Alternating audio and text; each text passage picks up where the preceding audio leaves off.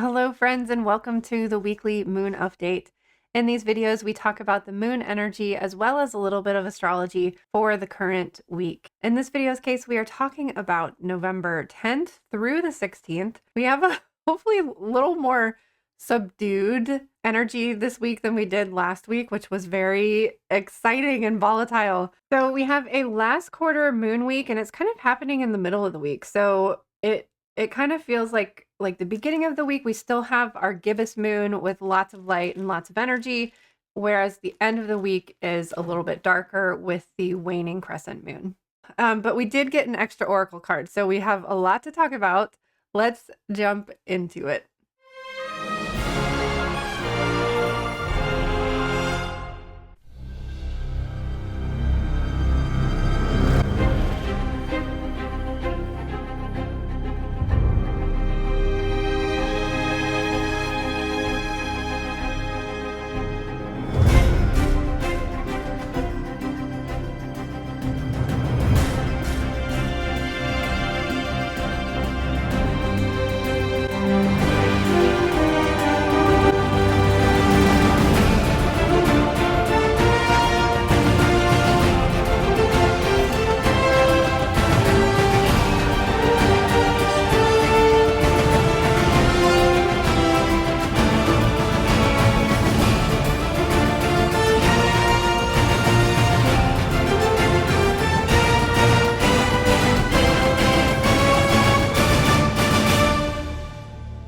So we've got our last quarter moon happening in the middle of the week. So we've got our waning gibbous moon at the beginning of the week and the waning crescent at the end of the week here.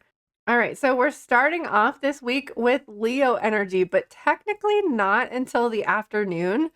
So this kind of energy makes me think like put your lipstick or bring your makeup bag with you, or like an extra change of clothes with you at work, because it feels like we're gonna start off this morning with Cancer energy, and then halfway through the day you're gonna feel like you need to like glam it up a little bit with the Leo energy. So technically in Cancer, and it is a really quick transition. It's only like 10-minute transition into Leo. So we're in Cancer for most of the day. We're not having a long void of course time at all. And then the moon moves into Leo at 12:34 p.m.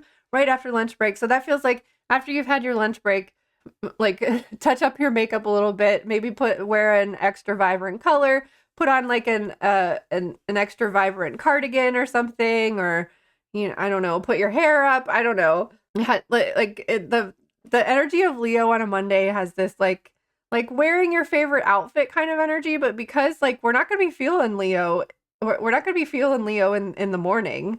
So it feels like needing to bring something with you to kind of zhuzh it up a little bit halfway through your workday on Monday. So we'll be in Leo energy for it feels like the full 2.5 days now. So it'll be Monday afternoon on all day Tuesday and most of Wednesday as well.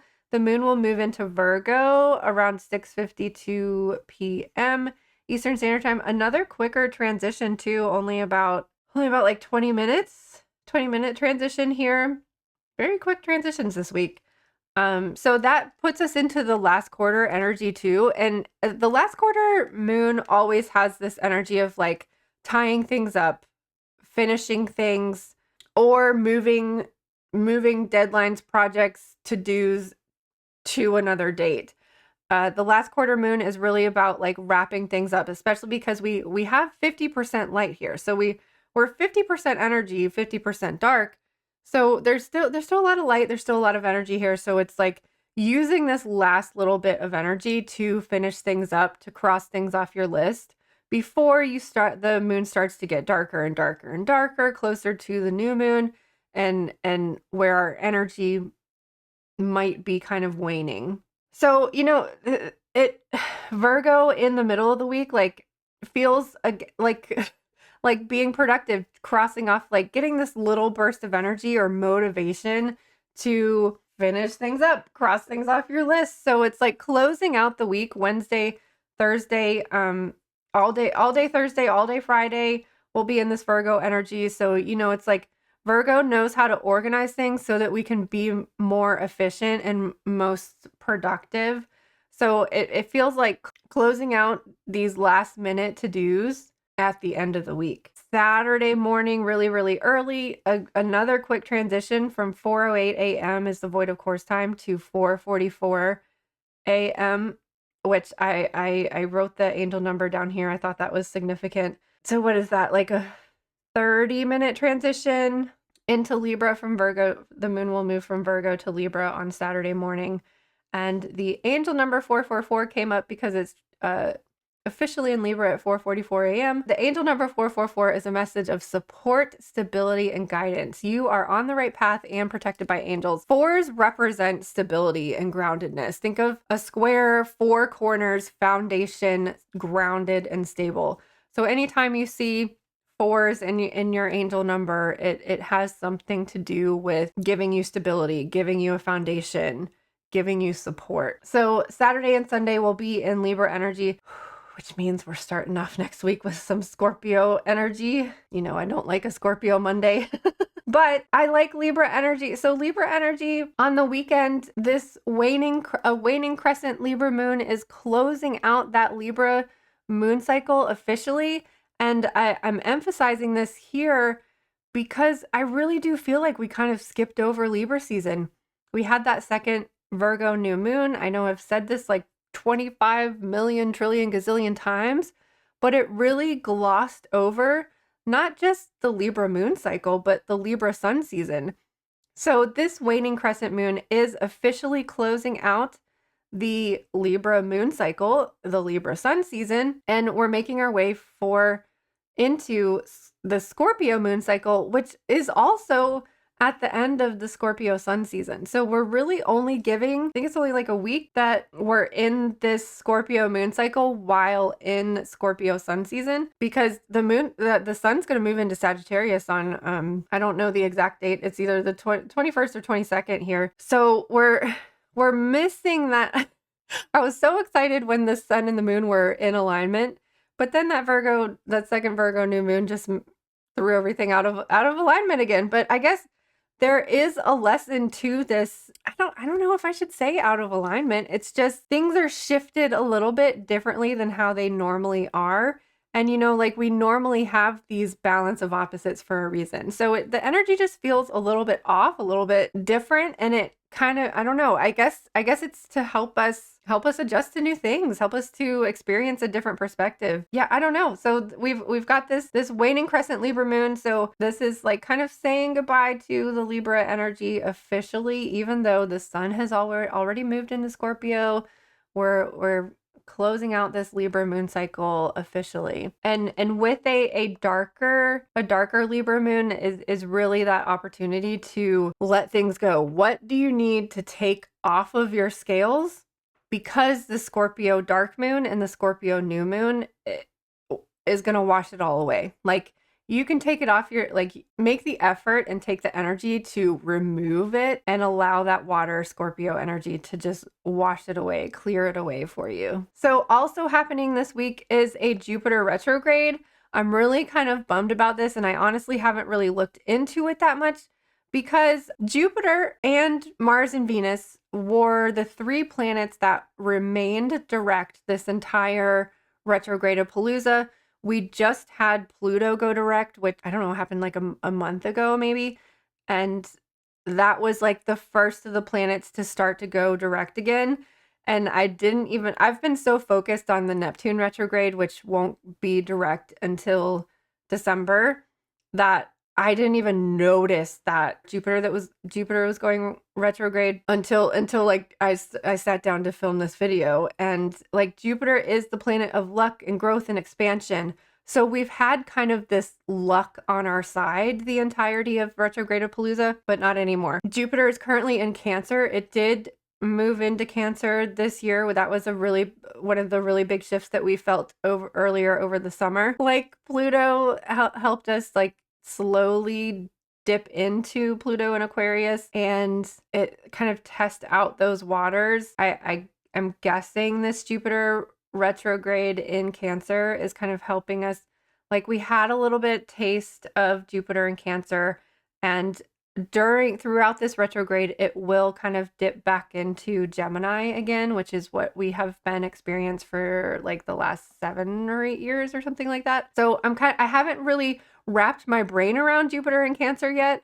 And now we're kind of backing into Gemini. So I'm not really sure like what this could mean for us. I really, I don't like starting the new year with a Jupiter retrograde because, and we do experience that. We experienced this last year. So it just takes a little bit of hope out of the setting New year intentions that I don't know, I would prefer to have around a new year, to be honest. So I'm not really sure what this means. I might talk a little bit more about this later or at another time as we're kind of experiencing it. But I feel like out of all of the planets that go, I mean, all of the planets do go retrograde. I feel like we don't really notice the Jupiter as much, especially not as much as Mercury retrograde, which currently we're in a Mercury retrograde until November 29th. So I don't know. That's just something to look out for that's happening, and it will stay retrograde until March of next year. All right. So our card for today is coming from Kyle Gray's Angels and Ancestors Oracle,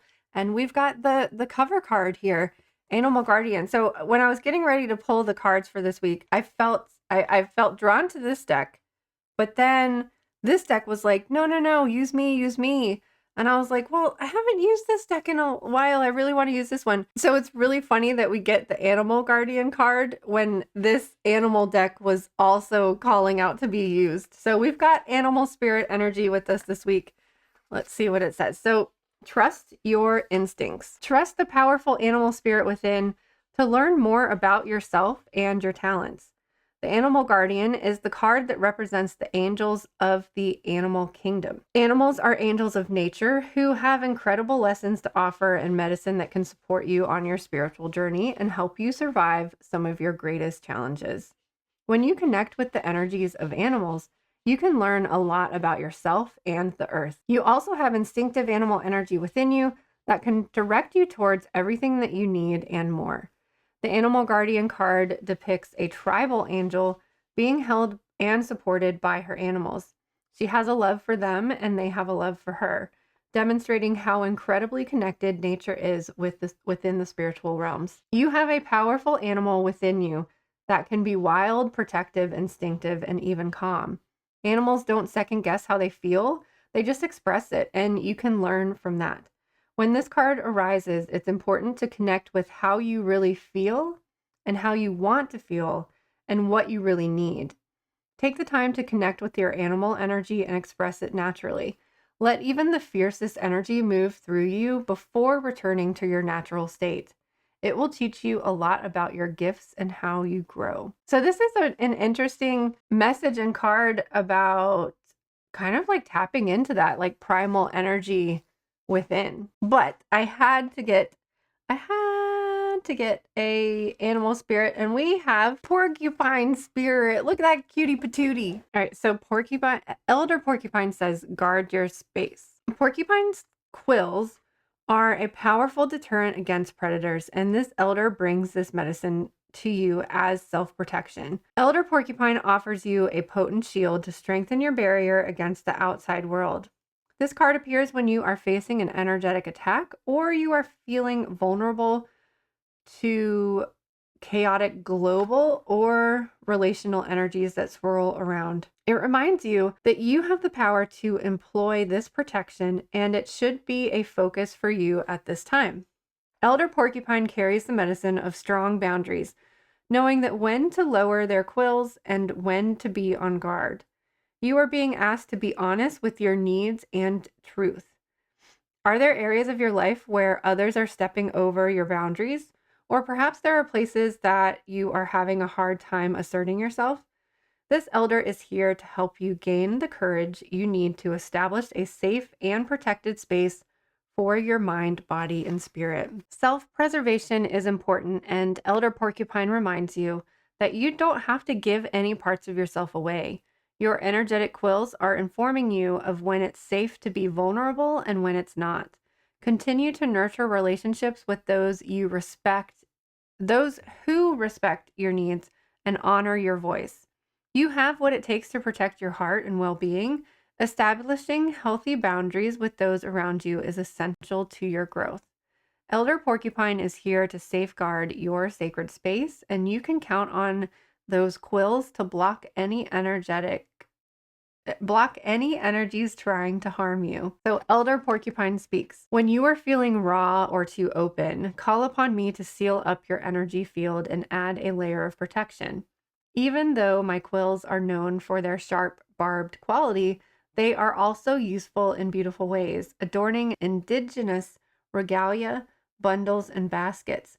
I offer my quills with this same intention, amplifying your auric field with elegance and fierce security. So the kind of messages that I'm getting from both of these cards together is that we might be entering a time collectively where we are feeling very raw and vulnerable, and it's an important reminder to protect your well-being at all costs.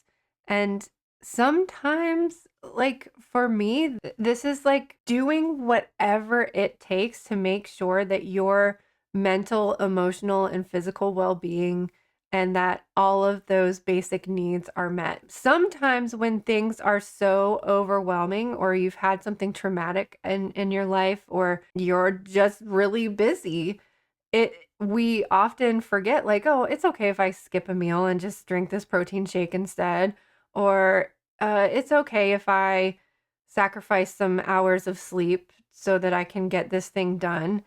And that's not really sustainable and it's not really good to do on a regular basis. And I think because we are experiencing big shifts collectively right now, that it is important to, personally, what I do is like, I just try to be in the present moment as much as possible, because if I start to think about the future, I start to get anxious and freak out.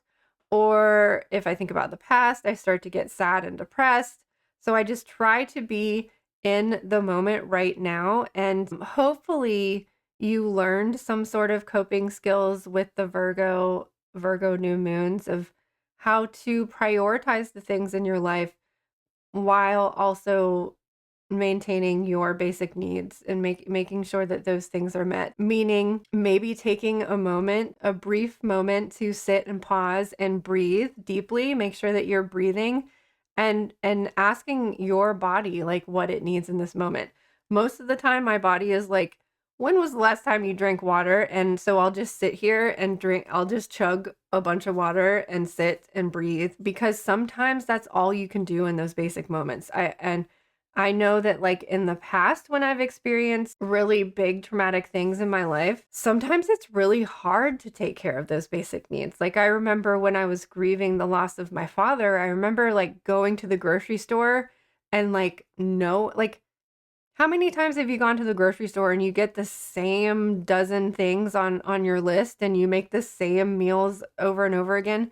But like in that depressive grieving time, I remember just going to the grocery store and being like, I don't remember how to grocery shop. Like I could not figure out what to put in the cart or how to how to figure out the ingredients I needed to make a meal.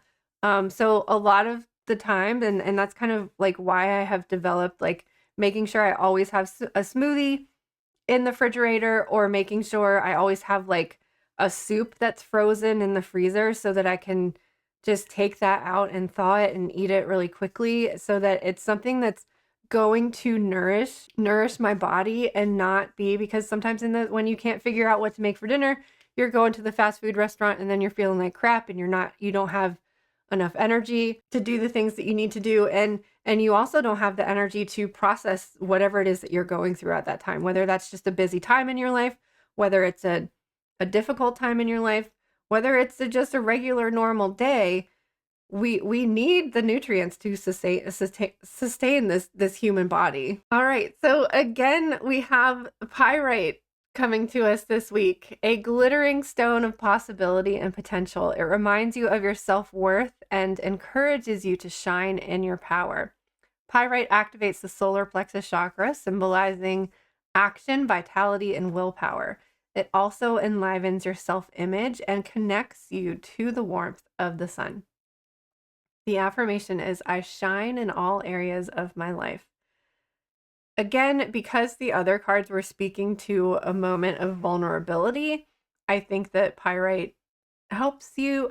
I think pyrite helps you like remember that spark in your soul is like within, even no matter what is happening around you externally, no matter if you're thinking negatively, no matter if you are in an anxious moment or a depressed moment, you still, it doesn't mean that like that light within and that happiness and that joy is gone. It doesn't stomp it out or crush it out. Like it's always there, it's always present. We just have to bring our attention back to it in the same way that like even in joyful moments, those things that make us sad are still present within us too.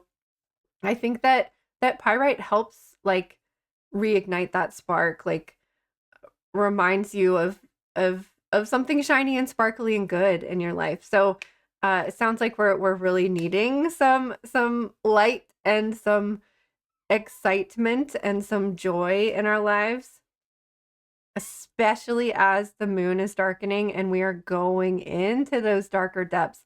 And remember, the new moons in the fall and winter feel so much darker than the new moons in the spring or the summer. So our chakra card is, I was going to say our solar plexus chakra card. It's not a solar plexus chakra card, it's a crown chakra card. So initiation. Spirit is initiating you to a new level of awareness now and in preparation for the new cycle of your soul's development. You may have been sensing this transition in the form of agitation or restless sleep. The hard part is over now. Just relax in knowing that your development is being guided. Say a prayer and blessing to express gratitude for how far you have come and set an intention for where you will go next. You are being acknowledged by Source at this time.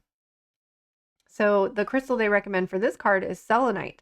So again, a light bringing stone. And the herb is Palo Santo, which is often used to, I mean, yes, you can use any smoke, any incense or any smoke to cleanse a space, but Palo Santo specifically is, again, like bringing that sweetness, bringing that joy back into an already cleansed space. So there is some sort of need to remember the sweetness of life, remember the joy, remember the happy times, remember the gratitude, no matter what you might be facing at this time. And again, remember this angel number 444, a message of support, stability, and guidance. You are on the right path and are protected by angels. All right, my friends. So don't be afraid to use those porcupine quills to protect yourself. Don't be afraid to keep your peace, to give yourself space, to set your boundaries. I just remembered so Saturn is going direct, not next week, but the week after, I think.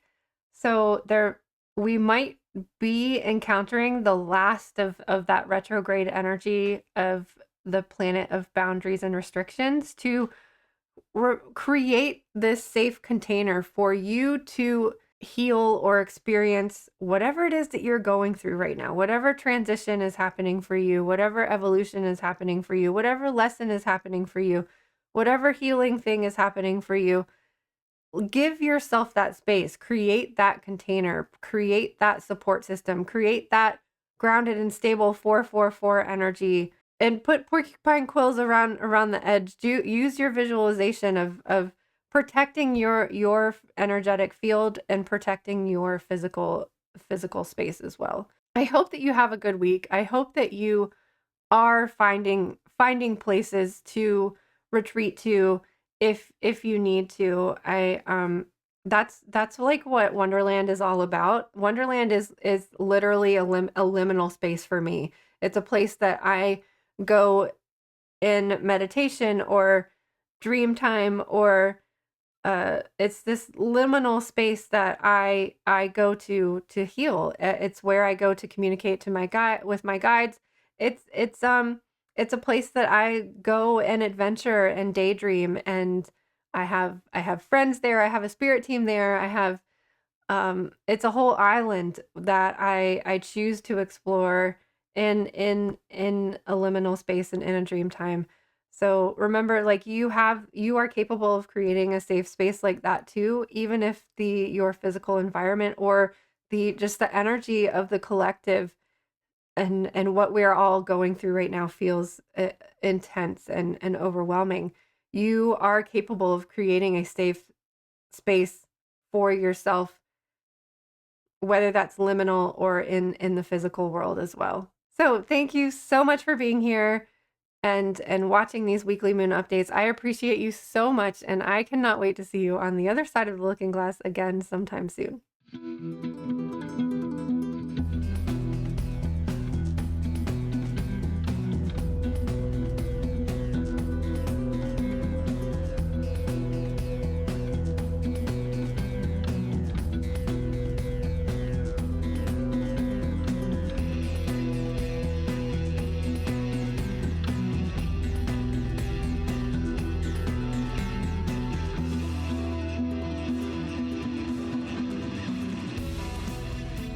Only a little bit of astrological shifts happening this week.